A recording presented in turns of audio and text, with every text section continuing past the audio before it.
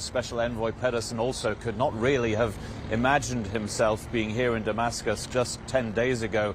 Despite being the Special Envoy for Syria, he had to do almost all of his work from afar. Now he's able to brief the Security Council in New York from here, from Damascus, after having met the interim government, an interim government that of course is largely made up of members of Hayat Tahrir al-Sham, that is the main rebel group, Islamist group that has now taken over power. Pedersen here in Damascus calling for an inclusive transition and one that includes the broadest range of Syrian society and parties. There are a few challenges. One is that the conflict isn't over yet. Yes, there is stability in Damascus, but there are challenges in some areas, and of course one of the biggest challenges is the situation in the northeast. I'm very pleased that the truce have been renewed and that it seems to be holding, but hopefully we will see a political solution to that issue.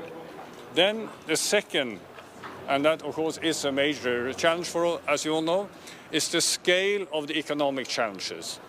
We need immediate humanitarian assistance, but we also need to make sure that Syria can be rebuilt, that we can see economic recovery, and that we can hopefully see the beginning where we start the process to end sanctions.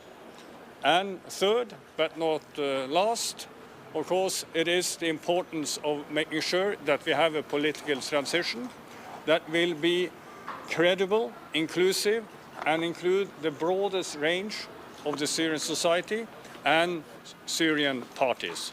He also wants this transition to happen under the existing UN framework. This was put in place for there to be a political solution between the government of Bashar al-Assad and the opposition during the civil war. That, of course, not necessary anymore, but that is the framework that the United Nations still want to use here. A call also for free and fair elections from the UN here in Syria. We simply don't know whether the new leadership here in Damascus has those plans after the transition officially comes to an end here in March. But those in charge of the transition, the interim government, the new Islamist government of the new Syria, they will, though, be happy to hear from Pedersen, the UN Special Envoy for Syria, that he wants to see a start to the process to end Western sanctions. That has been one of the most important, loudest calls from this interim government for Syria to somehow get out of the economic disaster it found itself in